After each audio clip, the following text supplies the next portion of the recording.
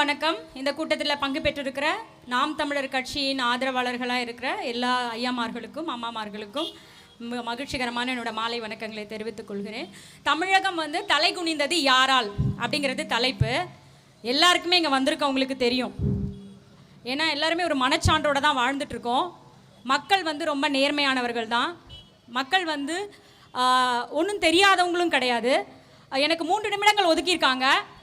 அந்த 3 நிமிடத்துக்குள்ளே நான் சில விடயங்களை உங்ககிட்ட பகிர்ந்துட்டு போகிறதுக்கு ஆசைப்பட்றேன். எல்லாருக்குமே தெரிந்த விடயங்கள் தான். நான் பிரதானமாக எதால் தலைகுனிவு ஏற்பட்டுதுன்றதை நான் காண்பிக்க விரும்புகிறேன். எல்லாரும் துண்டு சீட்டு A4 தாளெல்லாம் வச்சுருக்காங்க. அதனால் நானும் ஒரு A4 தாளோடு வந்திருக்கேன்.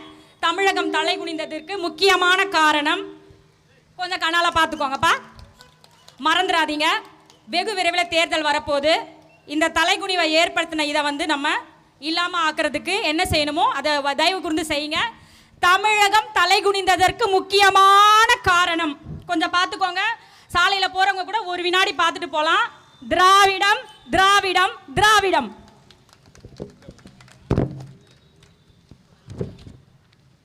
அடுத்ததாக தமிழகம் தலை குனிந்ததுக்கு இன்னொருத்தவங்களும் காரணம் தான். அவங்க இப்போ இறந்துட்டதுனாலலாம் மனித புனிதர்கள் ஆகலை. இந்த அம்மா இங்கே வந்திருக்க அம்மாலாம் இல்லை, இந்த அம்மா இவங்களும் ஒரு காரணம்.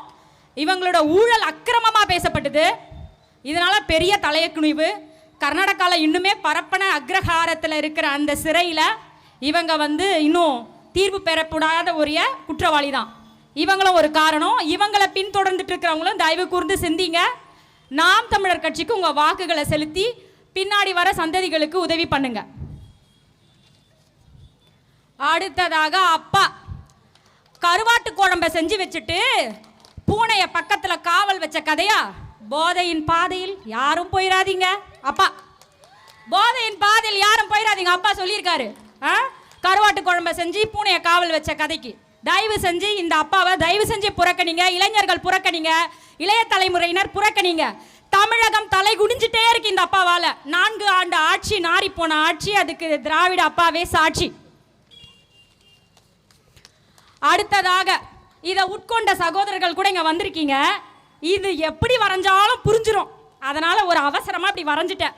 ஆனாலும் இந்த போத்தலை பார்த்த உடனேயே இது என்னென்ன வகையிலலாம் கிடைக்கும், இதில் என்னென்ன விலை ஏற்றி இறக்கி விற்கிறாங்கங்கிறது தெரியும். இதால் தமிழகத்திற்கு தலைகுனிவு, குடும்பங்களுக்கு தலைகுனிவு, தமிழ் இனத்திற்கு தலைகுனிவு.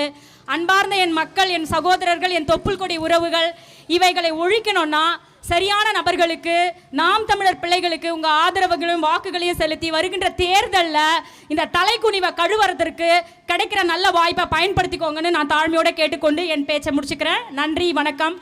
நாம் தமிழர், தமிழ்தாய் வாழ்க, தலைவர் பிரபாகரனார் வாழ்க. சிறப்புரை.